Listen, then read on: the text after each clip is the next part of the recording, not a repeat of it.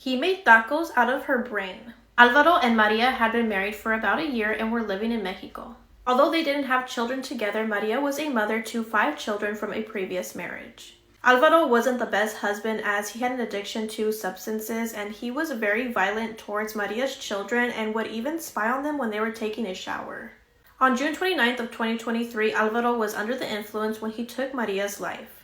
He dismembered her body and placed it in a plastic bag. Some of Maria's body parts were left at the home while others were left at a ravine. Alvaro ate part of Maria's brain in tacos and used her shattered skull as an ashtray. 2 days after he did this, he told Maria's daughter what he had did to her mom and to come collect her body parts. Maria's body was chopped up by using a machete, hammer, and a chisel. Once law enforcement was notified, they found a black magic altar during the investigation. Alvaro confessed everything and claimed that the devil made him do it. On July 2nd, Alvaro was arrested and he is currently awaiting trial. This case is so disturbing that the first responders couldn't even eat or sleep for weeks. On January 3rd, 2022, a 911 call came in from a frantic mother saying that her daughter was not breathing. What the first responders saw and smelled at the Fletcher home traumatized them for a long time. 36-year-old Lacey Fletcher was found no longer alive on a couch in the family living room, in a state too disturbing and disgusting for me to even fully say out loud. She was extremely malnourished and covered in bugs and her own filth. It was later discovered that Lacey had been laying on that couch for at least 12 straight years, being completely neglected by her parents, Sheila and Clay. Her body had literally melted into the couch. She was discovered by her parents after they came back from a 2-day trip. She had been starving and started eating the couch. Strangely enough, the first responders said that both of Lacey's parents looked truly devastated by their daughter's passing, so why did they leave her in that condition in the first place? And since there's zero evidence that Lacey was being forcefully confined to the couch, why didn't she just get up? Well, her parents say that Lacey was on the autism spectrum and it was her choice to stay on the couch and she refused to get up even to go to the bathroom. That they loved their daughter and they would have never done anything to purposefully hurt her. But if that's true, why would they leave her in such a condition? Like, guys, I didn't even begin to scratch the surface on how terrible of a condition Lacey was found in. And they were just living with her like that for over a decade. Well, just this past week, both of Lacey's parents were sentenced to 40 years each on second-degree charges. Still, there's so many unanswered questions for me, and I don't think I'll ever be able to fully wrap my head around this one. So make sure to leave all of your thoughts, theories, questions, and case suggestions in the comments for me. This is one of the craziest and most gruesome true crime cases that I've ever heard of. This is 32-year-old Justin Moan, and on January 30th, he killed and decapitated his dad. And after, he posted a video on YouTube holding up the severed head. This is the head of Mike Moan, a federal employee of over 20 years, and my father. He is now in hell for eternity as a traitor to his country.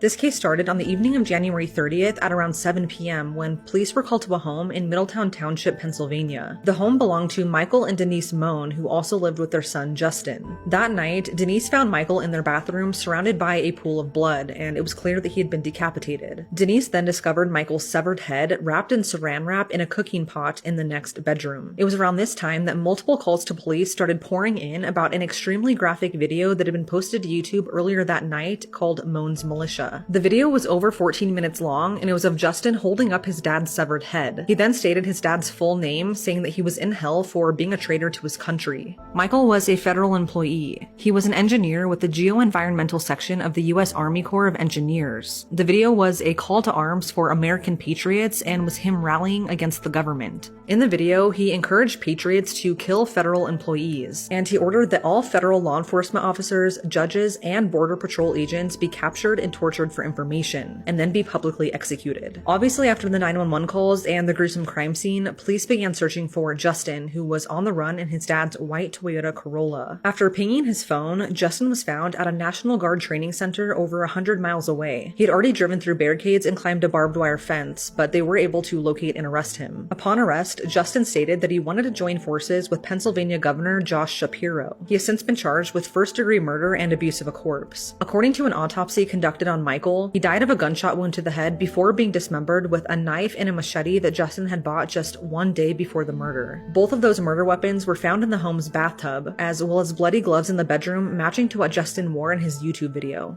While Justin reportedly showed no previous signs of any issues that could have indicated that this was to come, he did have a string of unfounded lawsuits against the US government as well as his previous employer. And he was also known to write some pretty out there books, like this one titled The Revolution Leader's Survival Guide, where he writes a letter to Donald Trump, warning him of a peaceful revolution led by him if positive change didn't come to America and the world soon.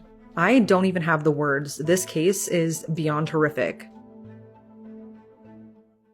The 16-year-old girls that brutally unalived their best friend because they didn't like her anymore. Skylar Neese may have been an only child, but she had a sister-like bond with her best friend Sheila. The girls were like two peas in a pod and did everything together. Their freshman year of high school, they added a third best friend, Rachel, making them an inseparable trio. Like most friend groups in high school, there was some jealousy, like if two of the friends hung out and didn't invite the third, stuff like that. And that's how Skylar was feeling going into their sophomore year of high school. Like Sheila and Rachel were getting closer and kind of kicking Skylar out. Then in the middle of the night on July 6, 2012, Skylar snuck out of her house and never came home. Skylar was missing. Her parents are panicked. Her best friends Sheila and Rachel are acting concerned as well. Sheila would spend a lot of time with Skylar's parents, supporting them, crying with them, asking for updates, and asking if there was anything she could do to help. And the longer that Skylar was missing, the more that rumors started to spread. From things like Skylar ran off with a boyfriend, to Skylar fled after robbing a bank, to Skylar's best friends Sheila and Rachel were involved. At this point, the investigators were actually pretty convinced that Sheila and Rachel knew more than they were letting on. Both of the girls' stories were nearly identical, like they had been rehearsed. At this point, the police's theory was that the three girls snuck out of the house to maybe use substances and something accidentally happened to Skylar, and Sheila and Rachel were just covering it up because they were scared of getting in trouble. They could have never prepared for what actually happened.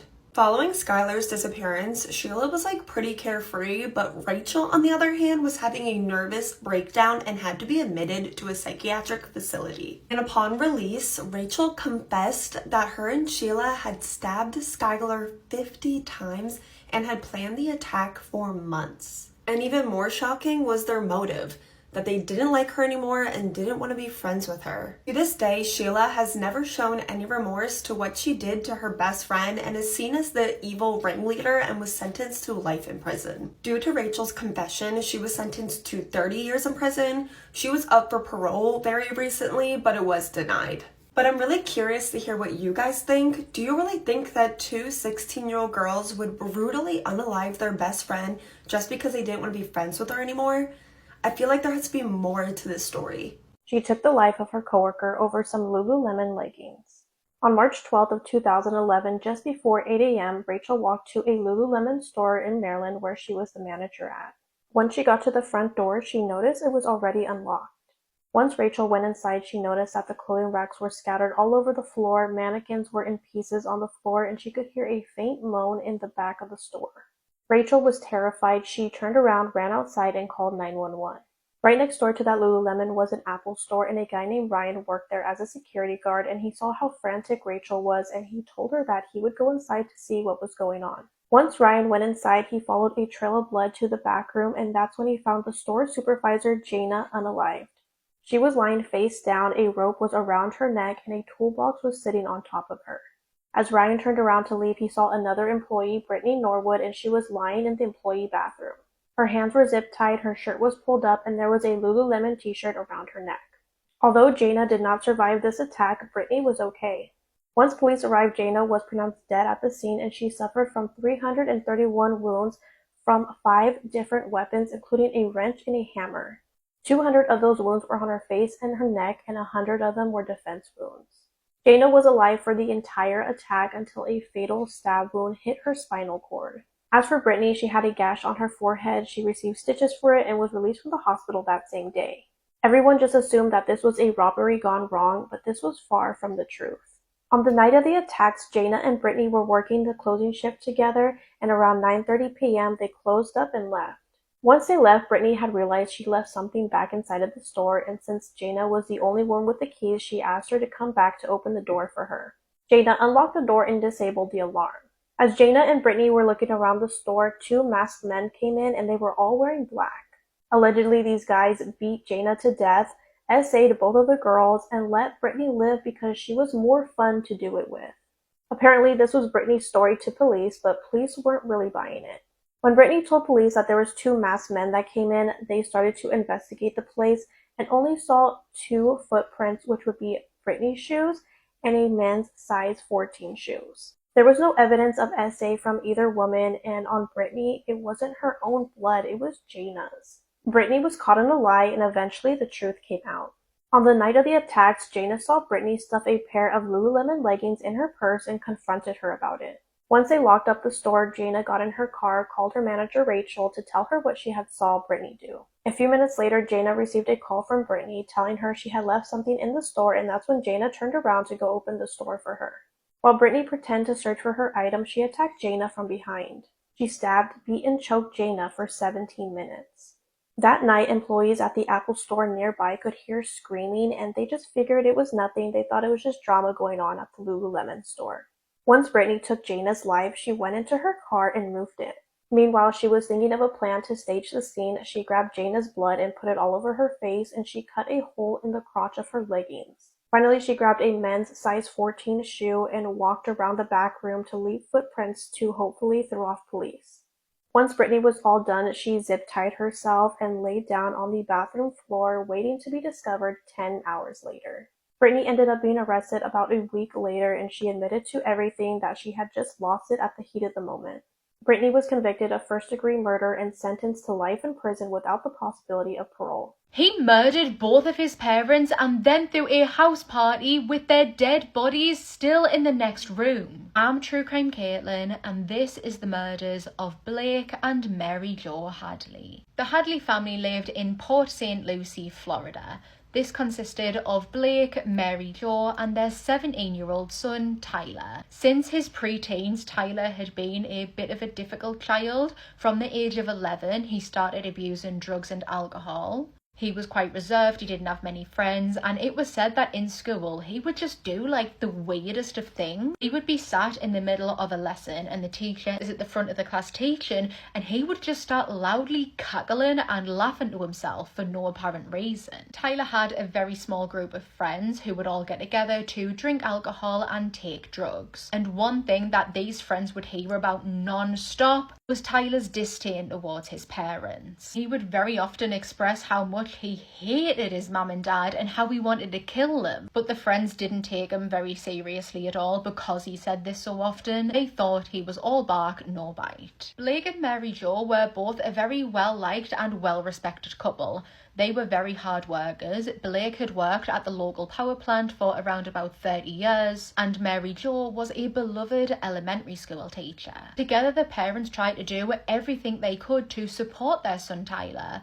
When he was going through some mental health struggles, with depression and anxiety, they got him on some medication, they put him in therapy, and he even spent a stint of time within a mental health hospital. But no matter what they were doing, nothing was seeming to help him, nothing was improving his behaviour. In July 2011, Tyler told his friends that he was going to throw this huge epic house party, but they didn't believe him. Tyler was the one with the strict parents. In fact, he had just had his phone confiscated off of him, so there was no way that his parents were going to let him throw a house party, but Tyler was adamant that he was because his parents were going out of town. Surprisingly, on the 16th of July 2011, Tyler took to Facebook and posted a status saying, "Party at mine, hit me up." Upwards of 100 teenagers arrived at the home where the music was bouncing, there was alcohol to drink, tabs to smoke, and drugs to take. Tyler told the guests to enjoy themselves, let their hairs down, but just try to not make too much noise because he was very worried about one of the neighbours calling the police and coming to the house to cut off the party. A close friend of Tyler named Michael arrived at the party and he couldn't believe that it was actually happening. He asked Tyler where his parents had gone,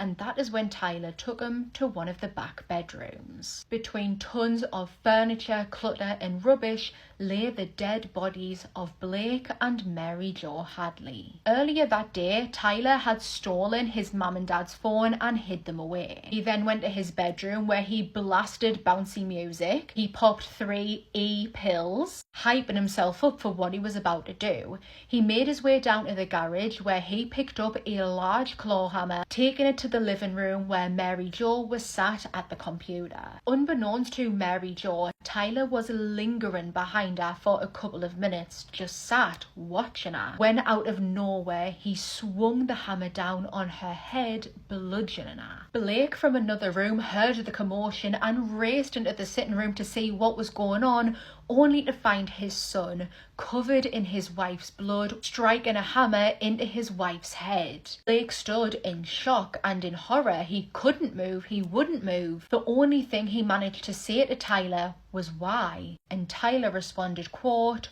"Why the fuck not?" He then began to strike his father Blake with the hammer, and Blake did nothing to try and stop him or disarm him. And Blake was a big man, he probably could have defended himself against Tyler. In total, Mary Jo would receive 36 blows from the hammer and Blake 39. Once they were dead, Tyler would wrap up his parents' faces in towels, drag them to one of the back bedrooms, then just began to pile loads of stuff in the room, loads of furniture that had blood on it, anything evidentiary wise, and just more clutter. He just shoved it all in that back bedroom, and while he was doing so, concealing them under all of that mess. Michael was absolutely horrified at this discovery, but he didn't show it. Instead, what he did was acted natural, acted calm. He went back out to the party where he stayed for another couple of hours, even having a laugh and joke on with Tyler and taking a selfie with him. He didn't want to raise any sort of suspicion, however he likely became hyper aware of his surroundings. There's still been drops of blood on the keyboard and blood under the table that they were now using to play beer pong. When Michael was able to slip out of the house unnoticed, he immediately contacted the police. 17-year-old Tyler would be arrested without resistance. At his trial, he pleaded no contest, meaning that when the judge asked him what he pled, guilty or not guilty, Tyler stayed silent. He would go through a trial where at the end he would be found guilty of the double murder of Blake and Mary Jo Hadley. He would be handed a sentence of life imprisonment. During a 2024 interview, when Tyler was asked why he committed the murders, he responded, quote, "I think it was to stop all of our pain, and other than that, I can't answer that with any clarity. I can't. It's still not clear to me. It was just one thought that kept on going." I'm sorry, this case goes beyond insanity. At 12 years old, she helped her boyfriend, who was 23, slaughter her entire family. Jasmine Richardson, she was only 12, snuck this man, Jeremy Stike, a 23-year-old, into her basement where he brutally stabbed her mom, dad, and 8-year-old brother till they were killed. And they even made plans to live happily ever after. Jasmine met Jeremy earlier that year. He told her, "I'm a 300-year-old werewolf who likes to drink blood," while he wears a vial of blood as his necklace. Jasmine's parents, Mark and Deborah, obviously did not approve of this very illegal relationship, and so she literally went wolf on them. She emailed Jeremy in secret and told him, "I have a plan. It begins with me killing them and ends with me living with you." At around 5 a.m. on April 23rd, Jasmine left her basement window open when Jeremy snuck inside, who's intoxicated with hardcore drugs and alcohol, mind you, made a loud noise that made Deborah go down to the basement and naturally check what it was. Jeremy jumped at Deborah and started slashing her over 12 times while she's screaming for her husband. Mark runs to the basement with a screwdriver, jabs Jeremy in the eye, but that was not enough. Jeremy overpowers Mark, stabs 24 times in the chest, but before he died, Mark asks him, why are you doing this? And Jeremy responds with, "Because it's what your daughter wanted." I mean, talk about the last words one wants to hear. He suffered so badly, but even their deaths left Jasmine unsatisfied. She goes into her 8-year-old little brother's room, his name is Jacob, and she slashed his throat straight through and then in the face. face and in the chest repeatedly. I really question why she killed him with so much hate, so I'm gonna explain her reasons later. Jacob tried defending himself so badly that he used a toy lightsaber. I mean, come on. After their triple homicide, Jeremy speeds back home in his pickup truck. He doesn't even wait for Jasmine. She had later arrived to his trailer home after stealing her mom's money, packing a bag full of clothes, and rinsing the knife of the blood that she killed her baby brother with. They ended the night by having sex in his trailer, and then later on they went to a house party where they started drinking, making out. She was sitting on his lap dancing. I mean, they were completely unremorseful. Jeremy was even bragging about gutting her parents like a fish and showing off his eye injury like a trophy to his friends. And even worse was Jasmine also telling her friends that her baby brother gargled while killing him. That's sick. After the house party, they ended up going to a convenience store with a friend, but they got caught and arrested. But let me say this, everything that even led up to this day is almost as disturbing. Jasmine was actually a normal girl with a normal family, but once she started hanging around the wrong group of gothic girls and using the internet, her behavior was off the rails. She started breaking every single rule. She would go to school in revealing clothing. Mind you, she's in 7th grade. She was arguing with her parents constantly, and she even created a MySpace account where she faked her age, talked to older men, and posted inappropriate pictures of herself. She said that Jeffrey Dahmer was her hero and that serial killers was a great obsession of hers and that she loved what they did. She had been introduced to Jeremy. Those two were inseparable, and not in a good way. She would constantly sneak out and meet up with him. She would go to parties, concerts, and talk about how much she hated her parents. She was always saying how she'd rather be in foster care than live with anybody in that house. And Mark and Deborah were terrified for her daughter. She was a 12-year-old hanging out with a 23-year-old adult. She took their protectiveness as a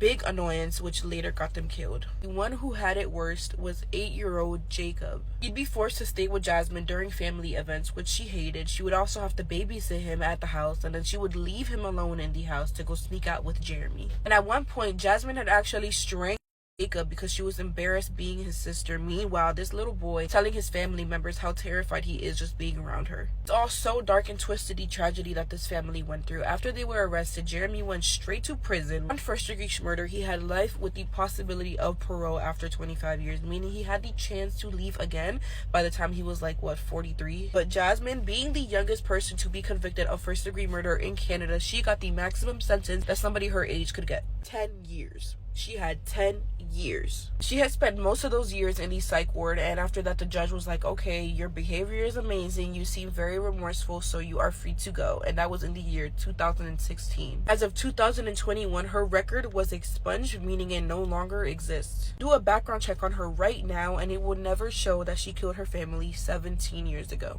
Imagine calling police while you're being murdered and they hang up on you. It was April 2008 in beautiful Madison, Wisconsin. Brittany Zimmerman was a lovely 21-year-old girl. She was pretty, she was intelligent, and she was studying to be a microbiologist. She was a student at the University of Wisconsin and lived with her fiance, Jordan Gonnering. And they thought that where they lived was pretty safe. They actually lived very close to a police station. I believe it was 2 blocks away. Jordan described Brittany as just the nicest person ever. The couple were super excited to start wedding planning. They'd actually been dating for ages, and everybody who knew them just knew them as this amazing couple. They were lovely to each other, really supportive, and they were looking forward to starting their future together. But sadly, Brittany wouldn't survive to her wedding day. Now, it was the 2nd of the month, and it should have been a very ordinary day, and it did start out like an ordinary day. Brittany went to her classes in the morning and then went home and saw Jordan for a few seconds.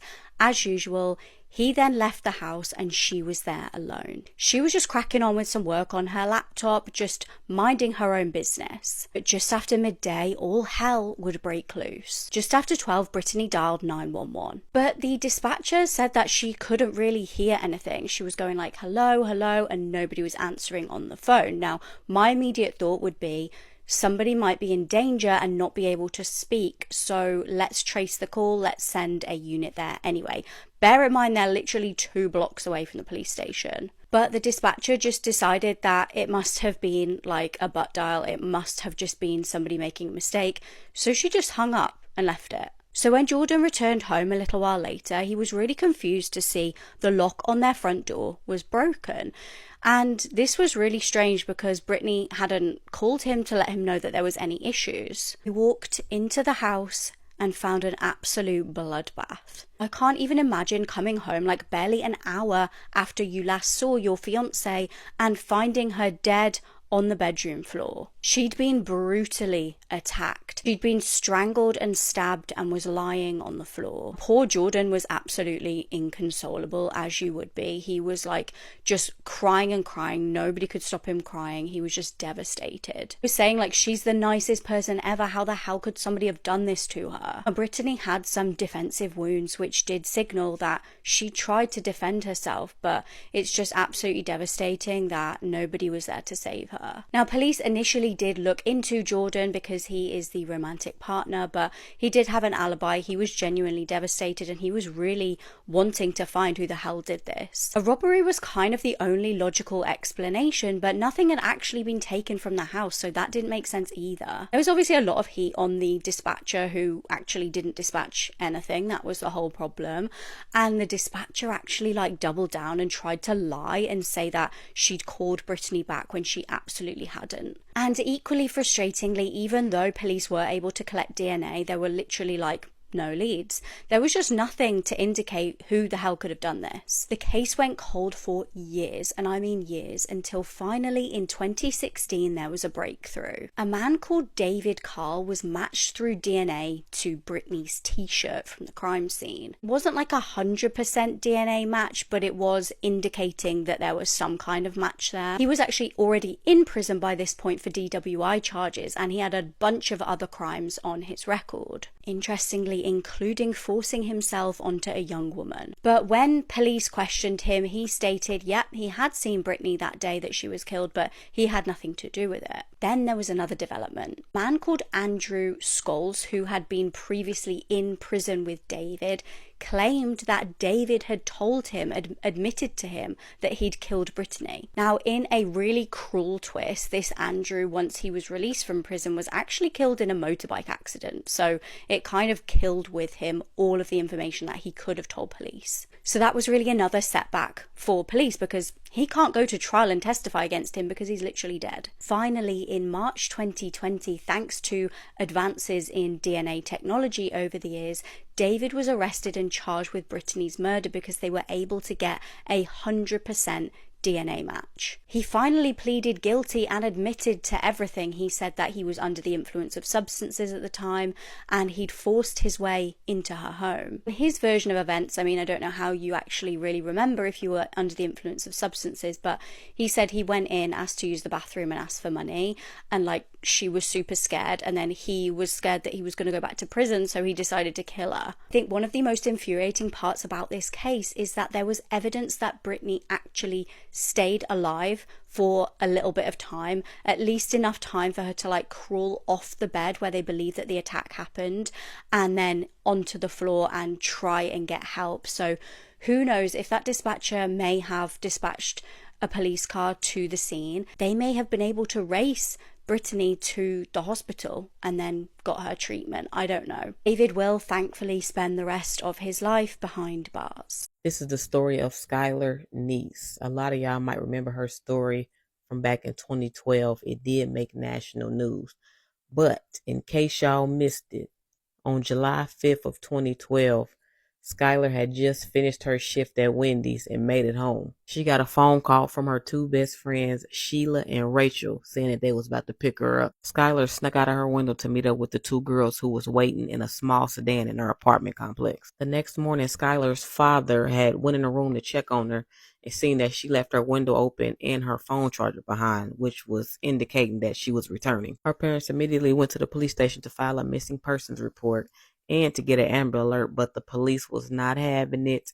They said that she was a runaway, and they actually did not get the Amber Alert until 48 hours after she disappeared. But her parents had started posting flyers immediately. The surveillance camera from Skylar's apartment caught her getting inside of Sheila's sedan, and they brought her in for questioning. She did admit to picking Skylar up, but she said she dropped her off an hour later. September 10th of 2012, West Virginia police decided to interview Skylar's school friends, but a break didn't come in the case until January 3rd of 2013, 6 months after her disappearance. Rachel admitted to plotting with Sheila to kill Skylar, and the reason that she gave was, we just didn't like her. We didn't want to be friends with her no more. And mind y'all, they helped the parents put up missing flyers. It's a cold world. After her confession on January 16th, 2013, she led the police to Skylar's body in Greens County, Pennsylvania, 30 miles from her home. Also on Rachel's confession, she said they picked Skylar up in Sheila's car that night and drove to their normal spot in Pennsylvania, got out to socialize. One girl signaled to the other, and they started stabbing Skylar to death. They attempted to bury her but couldn't, so they covered her with branches. Rachel pled guilty to second-degree murder, and Sheila pled guilty to first-degree murder. It also came out in the trial that these two were having a romantic relationship, and they didn't want Skylar to get in the way of that. Rachel got 30 years and was eligible for parole after 10, but she was denied, and Sheila got life and she will be eligible after 15 years, but I don't see her getting out either. Whew! It took over 20 years, 3 trials, and the involvement of the US Army to get justice for this family. Please be warned that this is one of the most devastating and horrific cases I have ever covered. I'm True Crime Caitlin, and this is the Eastburn family murders. Catherine, who went by Katie, and Gary Eastburn both met when they attended a softball match in the early 1970s in Kansas. Immediately, the two hit it off, and after only 5 years of dating, they would go on to get married. Gary began a career within the military. Eventually, he would become a captain in the Air Force, while Katie was a stay-at-home mum to their 3 daughters, Tara, Erin, and Jana. In 1985, the family were living in Fayetteville, North Carolina. However, they were set to be moving to England because of Gary's work. Military families often do have to move here, there, and everywhere. Before being stationed in England, Gary had to go over to Alabama for 10 to 12 weeks so that he could do some training for his new work post. So while he was going to Alabama for that quite short amount of time, Katie stayed behind in North Carolina with the girls. While Gary was gone, he would keep in touch by sending letters regularly, and they would speak on the phone as often as they could, at least once a week on a Saturday morning. On Saturday the 11th of May 1985, Gary tries to ring Katie, but he gets no answer. He sits by the phone for some time waiting for Katie to call him back. This is like a landline, so he can't walk around with his mobile phone and wait for the phone call, so he is sat next to the phone waiting for it to ring, but it doesn't. This was their regularly scheduled phone call time, so Katie should have been there. He couldn't imagine that should have gone out somewhere and missed this phone call. Over the course of the rest of the day, Gary would repeatedly try to contact Katie, but he never ended up getting through. He would eventually call a neighbour back in North Carolina and either ask this neighbour to go and check on Katie or ask this neighbour to contact the police. Confirmation of that is a little bit muddy. The neighbour would end up going over to the Eastburn family home, and when they arrived, they noticed that the daily delivery of newspapers was stacking up at the door. And when they began to rack the brains a little bit, they couldn't recall seeing Katie or the girls for several days. Not seeing them, not hearing them, not even seeing the family car move. When they rang the doorbell, the inside of the house seemed still and quiet until they could hear the faint sound of a baby crying. When the police arrived, they couldn't just enter into the house. They couldn't go into the house without permission from someone inside or seeing that something wasn't right. The Eastburn family babysitter would eventually end up at the home, and she peered through one of the windows and saw 22-month-old baby Jana lying in her cot looking dishevelled and screaming hysterically. The babysitter told the officer that this was something that Katie would never ignore, and so using this information, the officer decided to make his way into the home, climbing through a window. And what he climbed into was the most haunting crime scene. There was indications of a clear struggle in the sitting room. When going through into what was Gary and Katie's bedroom, he would discover the body of 32-year-old Katie. Her jeans had been ripped off and tossed to the other side of the room, her underwear had been torn, and her bra was pulled right up to the top of her chest, exposing numerous, at least 14 stab wounds to the chest, along with a wound across her neck. It was also later determined that she had been R-worded. Also in the bedroom, lay on the floor, was the body of 3-year-old Erin. She had a pillow covering her face, and when the officer lifted up the pillow, he discovered that she also had a wound across her neck, and it was so severe that it almost decapitated her. Inside of what was the daughter's bedroom, they would discover the body of 5-year-old Cara. She had been hidden under a Star Wars comfort blanket, and again, when that was pulled behind, she had injuries very similar to her mother and her sister, numerous stab wounds along with a wound across her neck. The only survivor inside of that home was 22-month-old Jana, who was only hours away from death herself. She was exhausted, she was starving, she was dehydrated, and she had been laid in a dirty nappy for days at this point. It's believed that the attack on Katie began in the living room, and one of the final things that Cara and Erin did was race to baby Jana and either hiding her or telling her to hide, which saved her life.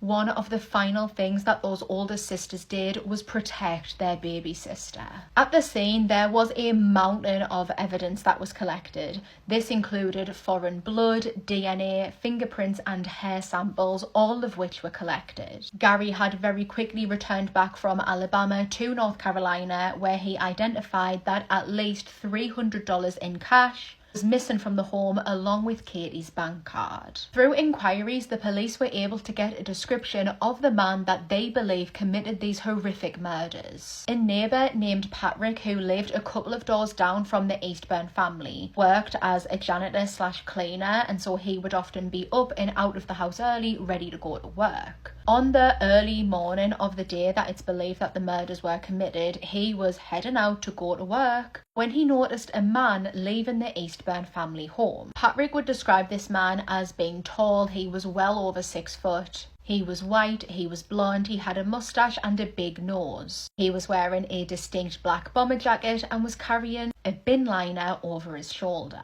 This unfamiliar man also left in a white car. Based off of this description, there was a composite sketch made.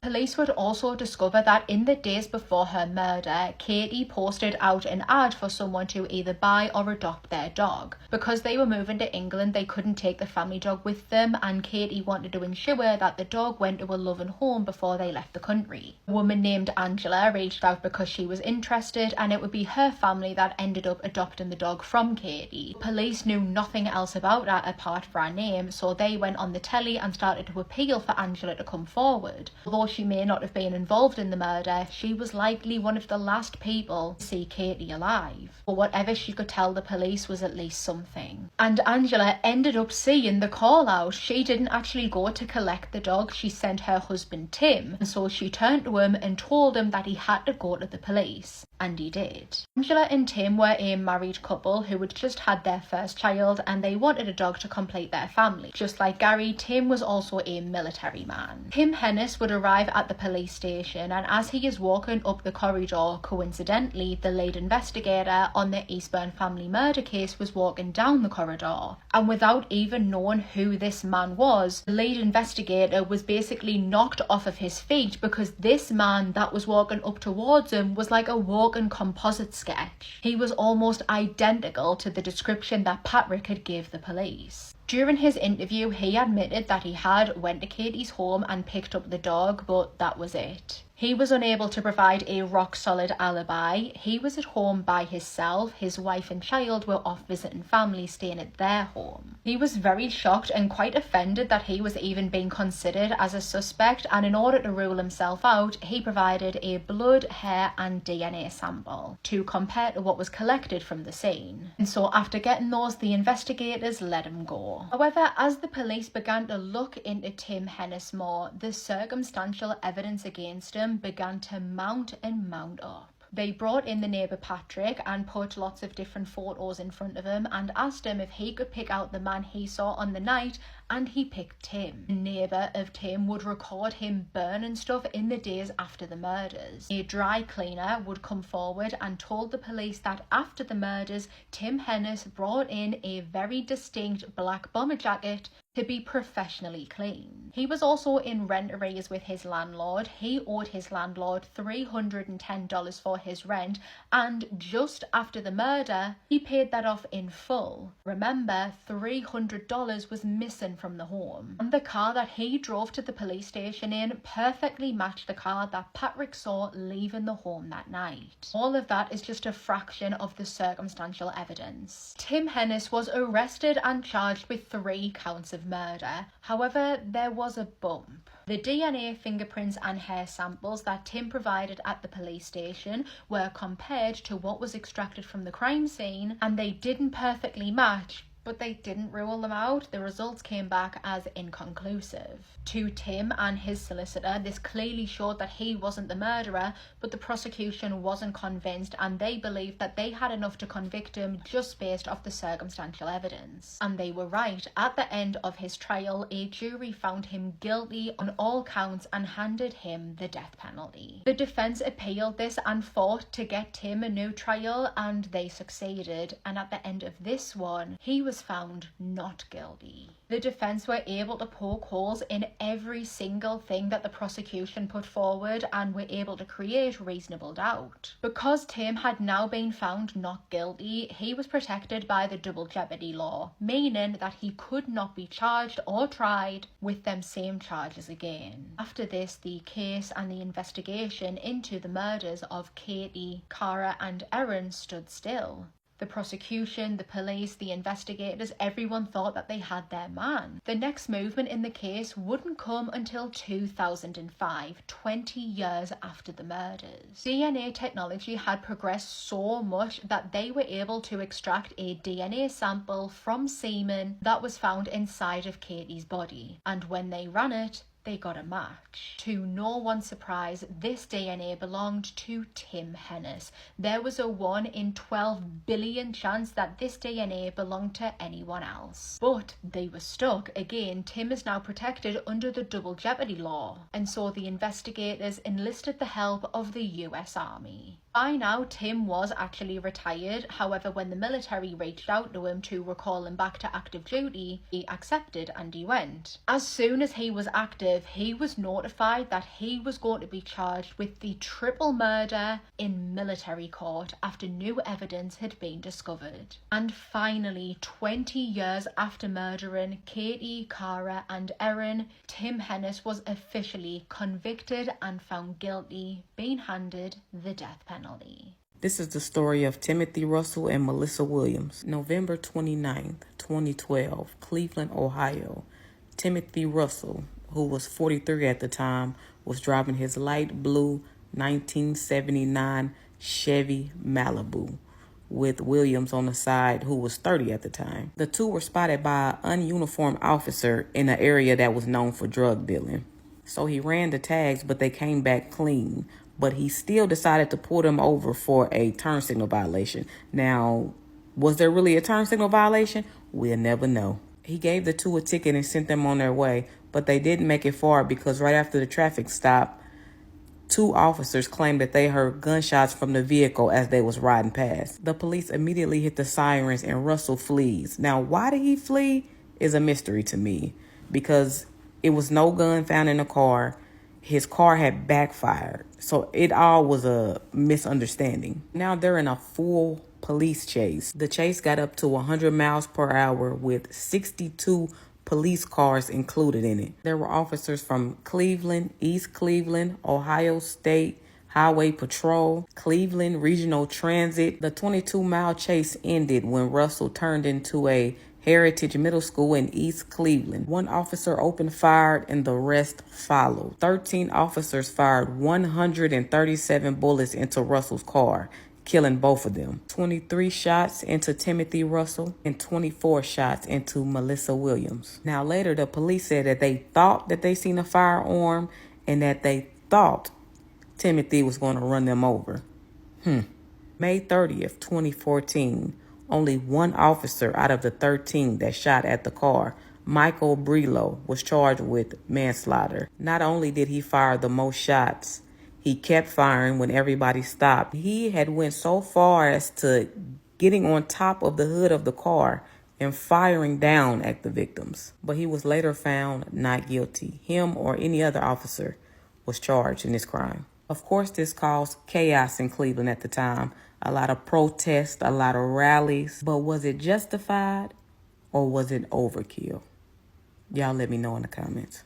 Follow me here, okay? Girl next door turned into the nation's sweetheart, an idol, pretty much a celebrity, who was also a TV news reporter who reported on true crime. But not in a million years would anyone have thought that her death would be the one reported on next. Today's story starts off in southwest England, where Jill Wendy Dando was born. She was the baby of the family. She had an older brother. And from her early years in life, Jill showed how strong of a girl she was. At 3 years old, she had to undergo an extensive heart surgery to fix a hole in her heart. And luckily they did fix it, but it ended up being a life-saving surgery for baby Jill. Jill, as a young girl, was very bright. She was intellectual, she was quick-witted, and she was also kind, friendly, a very approachable, likable person. And that stayed her personality throughout her entire life. She was just the kind of person that was so easy to like. Jill Dando got her first job working as a reporter for the local weekly newspaper, where both her father and her brother worked. This would be her first job as a reporter, but it would show throughout the progression of her career that Jill just had it. She just had the thing it takes to be successful in that career field. She had a confident delivery, she had charisma, but while at the same time being a very relatable person, she had all the things she needed to have in order to engage an audience, and she did it well. When Jill first got that job, she walked into an office filled with men and boys, and she said,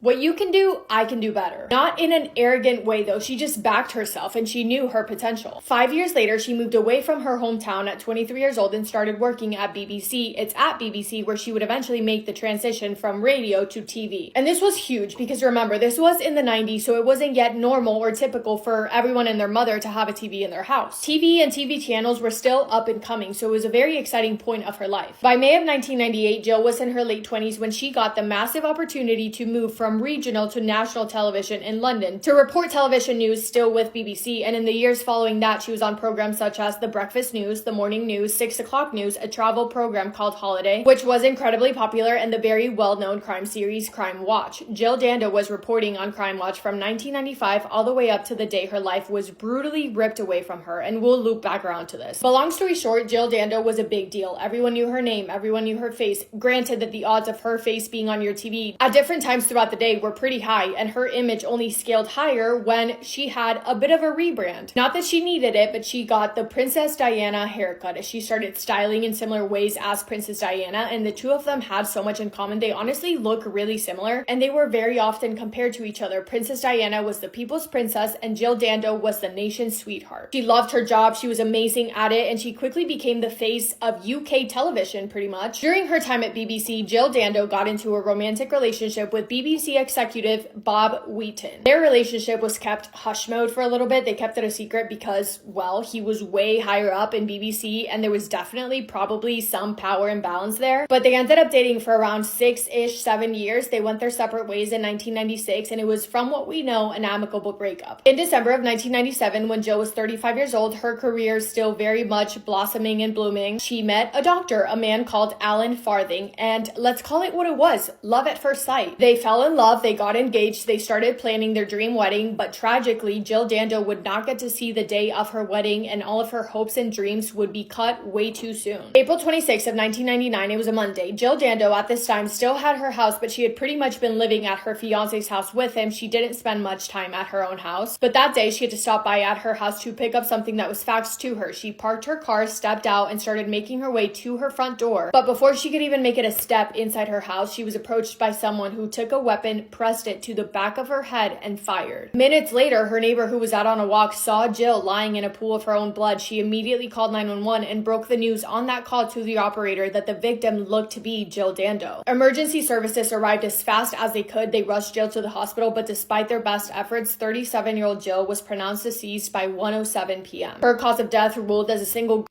wound to the head. They determined the weapon had to be pressed right up to her head because of how severe the injury was. Later that day, the news broke, and it was her co-workers, her friends, the people that she had spent years working side by side. It was them who had to report the news of her death. And it was a shock to the nation, a devastating shock that I'm sure you could feel in the air. The aftermath of this happening was chaotic, as I'm sure you can imagine. Police were all up and down that street attempting to begin their investigation. Media coverage was insanity, and it baffles me. I know it's their job to literally take pictures and cover the media, but the disrespect to try and step over people at a crime scene just to try and get the best picture, it's a little bit disgusting. Regardless, this was breaking news. Speculation about a motive quickly began spreading by the public, and law enforcement had to start trying to find the person who did this. Granted, this was done in broad daylight on her own doorstep in the middle of the day in public, yet they were close to zero witnesses. Maybe one witness. Her next door neighbor said that on or around the time they believed that Jill was attacked, he heard a scream, but he was unsure of what it was or who it came from. Nevertheless, witness statements were not going to be much help in this investigation, but what could be of help turned out to be CCTV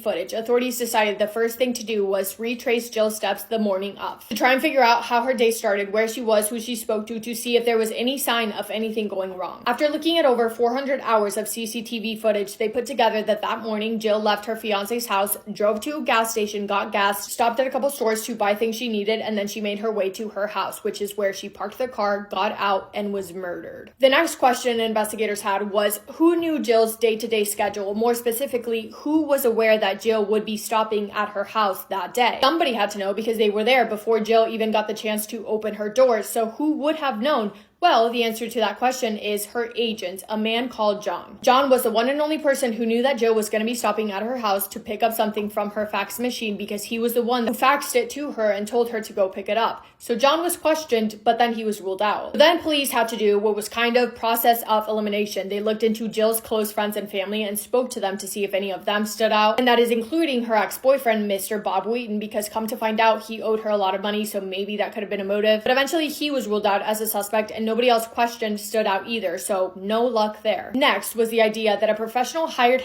could have done this, and with this theory there seems to be two different opinions. On one side of things, some people believe that there is no way that this could have been a professional because it was in broad daylight. It was done by somewhere where it could have been seen and they could have been caught. It was too risky. It was a sloppy job. On the other hand though, that's why some people believe that it could have been a professional because it was done in broad daylight and nobody saw it, because maybe the person that did it was so experienced and knew exactly what they were doing and how they were doing it that they were able to execute it perfectly without anyone seeing them. And a potential theory that arose to support the idea that this was done by a hired professional had to do with what was going on in the world at that time. Now, quick disclaimer, I am very uneducated when it comes to speaking on history, wars, politics, anything of the sort. I should not be the person who you look at if you're trying to learn and inform yourself about that sort of stuff, because I'm trying to educate myself, but that is just not in my wheelhouse. However, I will try to explain this in a way that makes sense. Stay with me. In the year that Jill Dando was murdered, NATO, which included the UK, where Jill was from, was involved in the Kosovo War. They were fighting against Serbia. 3 weeks before Jill's life was taken, she was on TV appealing for aid for the Kosovar, I don't know how to pronounce that, Kosovar Albanian refugees. So she was fighting to spread awareness for refugees and victims of the war. And again, she was from the UK, which was part of NATO, which was in war against Serbian forces. Following her death, a number of threatening calls were made to the BBC claiming that they were messages from Serbia and claiming that they would end the life of British journalists who were women to make a statement and send a message. People believe that their motive for these actions or these threats was revenge from Serbian extremists who could have been angry at British media coverage, cough cough, Jill Dando, and or NATO's attack on Serbia, which had just started a few weeks before her death. In simpler terms, people started to speculate and wonder, could her death be an act of violence from Serbia wanting to make a statement or send a message to the UK? Does that make sense? Anyway, in the end, the lead investigator on the case ruled out the possibility of a Serbian connection, so that was also scratched. Is it starting to sound like every lead is a dead end and they are having zero luck with making any progress at all in this case?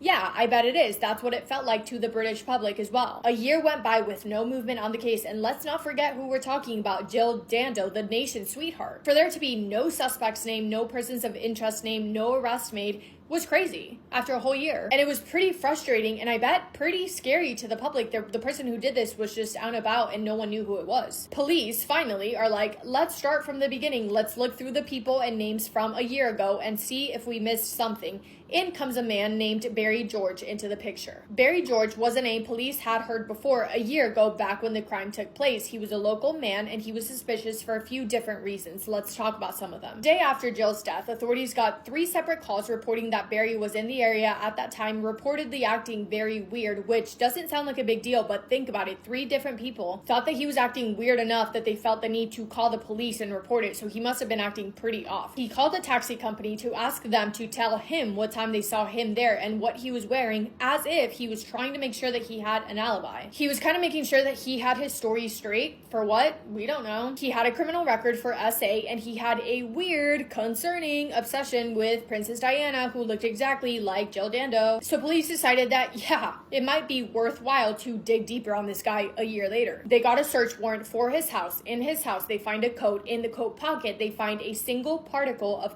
residue. That particle of residue matched the residue that was found at the scene of the crime. Because of that, on May 25th of 2000, Barry George was arrested and charged with the murder of Jill Dando. The following year, he was convicted and sentenced to life in prison. But get this, his conviction was overturned, claiming that the evidence they had against him was circumstantial and deemed as unreliable. So it was overturned by the Court of Appeal in 2007, and following a retrial, George was acquitted and released in 2008 after spending 8 years in prison. He didn't do it. As of today, Jill Dando's murder remains unsolved. There are theories, conspiracies, but no definitive answer has been found. People have speculated that maybe it was an ex-boyfriend of Jill's, a secret boyfriend. There's still a big belief that Jill made the wrong person mad, the wrong criminal mad, while reporting on Crime Watch, and maybe got a little too close to finding something out, or just rubbed the wrong person the wrong way, and her life was ended as a result to get revenge. There's also the possibility that it was a sick, crazy fan that has been spoken about. There's a chance that this is a case of mistaken identity, or there is also the possibility that she was just at the wrong place at the wrong time. Regardless, all of the above is just speculation because we don't know. If I'm being completely honest, it does keep me up at night that we don't know, because it just makes me feel so like icky knowing that people have ended the lives of other people and have never been caught, and they're just like out about going grocery shopping and like going to the movie theater, probably, or probably not actually. They're probably doing weird things. Anyway, that is all I have for today's video. Let me know your thoughts on this case, and thank you for spending time with me today and for listening to Jill's case. I love you all very, very much. I hope you're having the best day. If not, go do something to make it the best day, make somebody happy, and I will see you in my next video. Massive kiss on the foreheads, every single one of you.